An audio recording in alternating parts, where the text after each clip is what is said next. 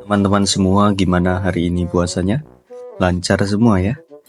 Oke, pada kali ini kita akan membahas sedikit tentang perbankan. BBRI, ada BNI, BCA, BRIS, Arto, dan juga Medco. Oke, kita mulai dari BRI terlebih dahulu. Untuk BRI ini minusnya tidak main-main ya. Dia itu lumayan banyak minusnya. Kalau kita lihat semua dijebolin. Kita bikin garis di sini juga dia jebolin. MACD juga mengerikan. Untuk RSI dia masih arahnya turun ya. BRI masih punya potensi untuk turun kembali. Dan dia masuk ke rank harga 3.400 sampai 3.250-an. Silahkan teman-teman ya. Boleh diamati terlebih dahulu untuk Bank BRI. Dia ada garis lagi terakhir di 3270 atau 3250 lah. Semoga aja itu pertahanan yang tidak ditembus oleh Bank BRI. Tapi kalau kita melihat dari chart daily, terus weekly juga, itu memang semuanya sudah mengerikan ya untuk Bank BRI. Maka harap berhati-hati ini. Arahnya semuanya turun semua. Arahnya turun semua ini.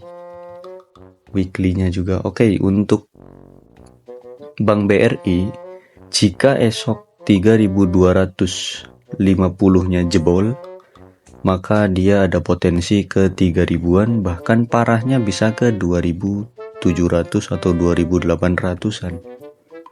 Nah, itu untuk Bank BRI. Harap berhati-hati ya.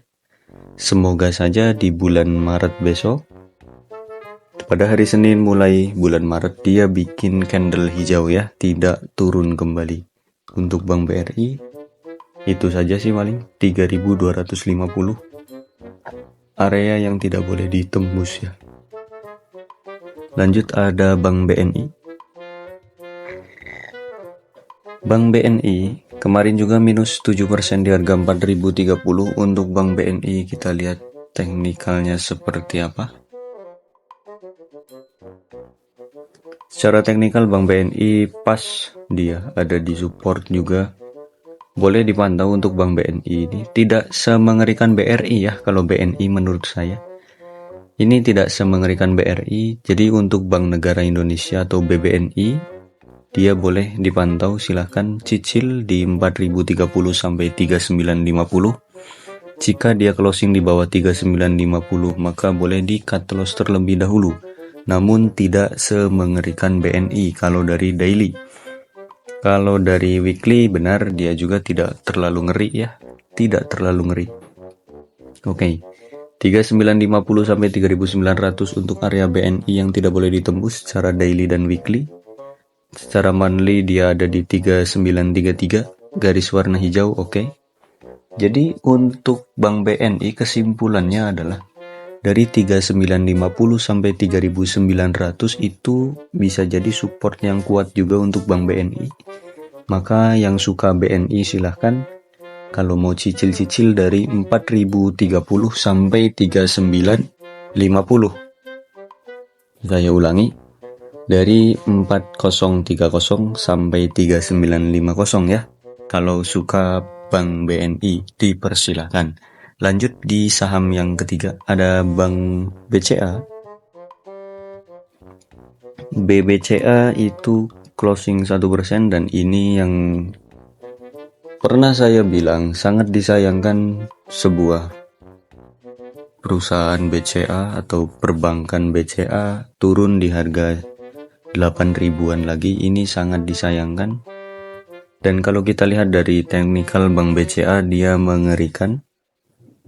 Ini mengerikan ya, mirip seperti Bank BRI, dia turunnya tajam ya. Untuk Bank BCA secara daily kurang menarik. Secara weekly dia tembus juga di 8550 atau 8570 garis warna biru muda. Untuk Bank BCA masih ada potensi turun kembali secara weekly dan daily. Coba kita cek dari monthly. Secara bulanan dia chart bulanan ada pas di garis warna biru di 8445 ya. Malah di bawahnya guys. Gak apa-apa lah. Kalau secara bulanan dia pas lagi di garis lah ya. Di garis warna biru 8.450 sampai 8.400.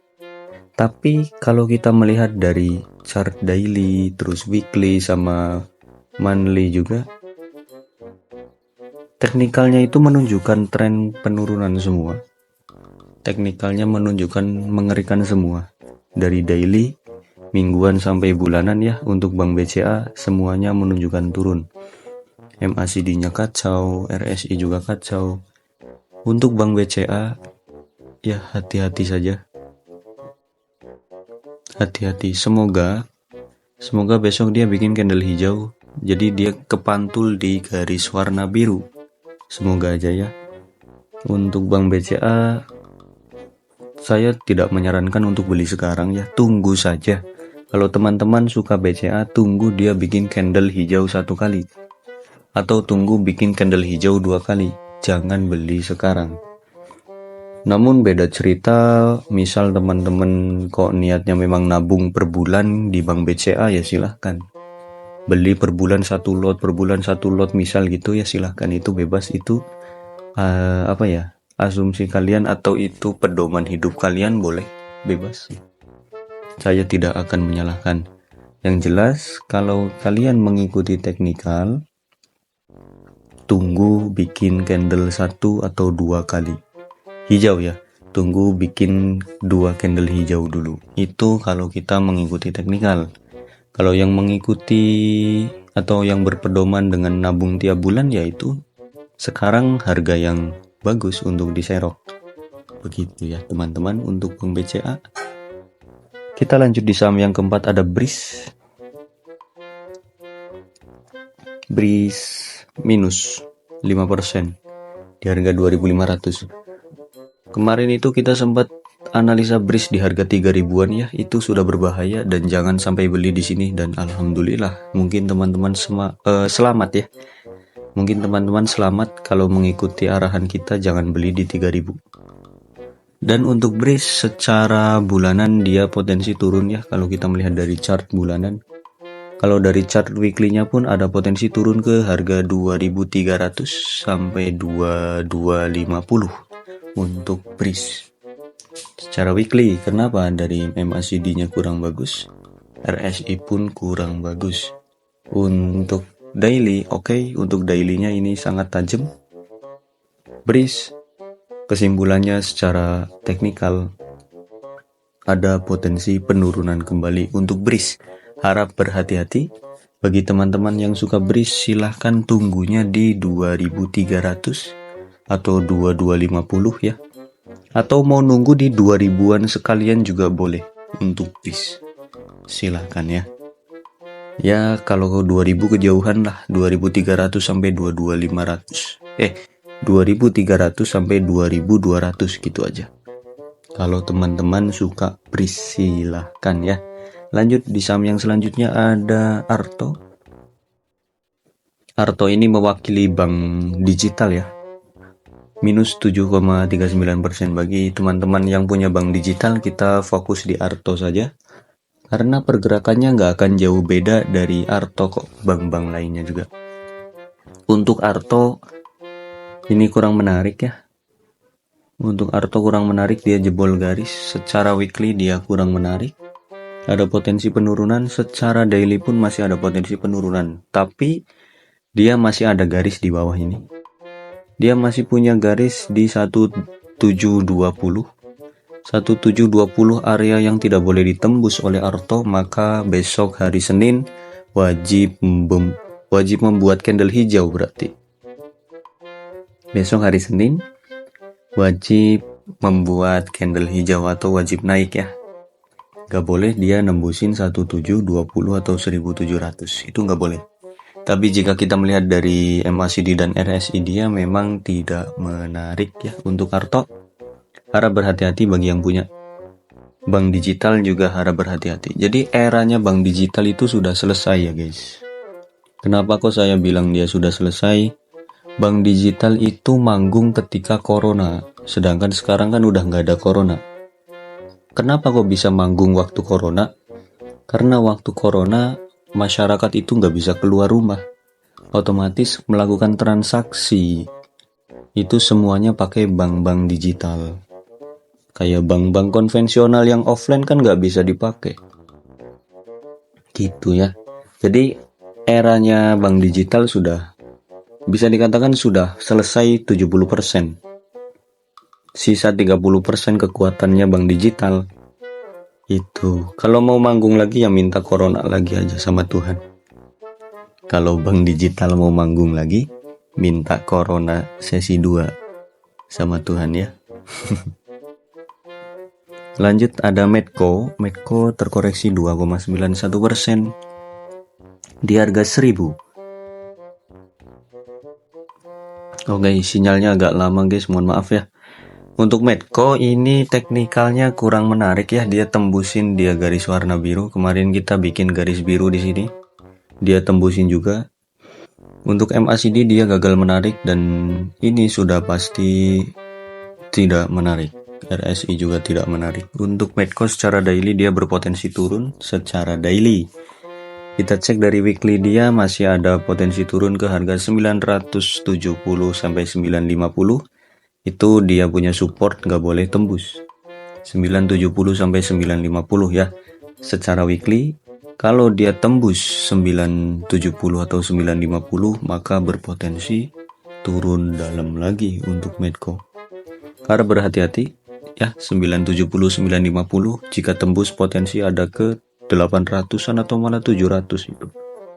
800 sampai 750 target Medco kalau tembus 950. Seperti itu saja untuk Medco. Kesimpulannya kurang menarik. Lanjut terakhir ada Kejen. Kejen dia minus 120. 7% ya minusnya ya. Luar biasa, IHSG ini lumayan mengerikan semua lah. Kejen kita cek daily aja. Untuk Kejen dia besok wajib mantul ya. Besok wajib mantul, tidak boleh tembus 118 untuk Kejen. Jika dia tembus 118 potensi lanjut turun ke 112. Wajib mantul untuk Kejen ya. Dia bikin 1, 2, 3, 4, 5, 6 candle merah. 6 candle merah ini wajib mantul satu kali, wajib bikin hijau satu kali. Jika esok dia hijau maka berpotensi ke 130 sampai 140 untuk Kejen. Wajib mantul besok. Jika dia besok melanjutkan penurunan, hati-hati di 118, jangan tembus. Kalau tembus potensi balik ke 112. Untuk Kejen kalau melihat dari MACD dan RSI dia masih berpotensi turun kembali. Bagi teman-teman yang belum punya, hati-hati jangan dibeli terlebih dahulu ya Kejen ya. Tunggu dia di harga 110 atau di 100 sekalian untuk Kejen. Paling seperti itu. Baik teman-teman, analisa pada hari Minggu ini cukup sampai di sini. Kita lanjut di part selanjutnya nanti ya. Di part keberapa berarti? Kelima ya, part kelima. Ini kan part keempat. Oke teman-teman, bye-bye.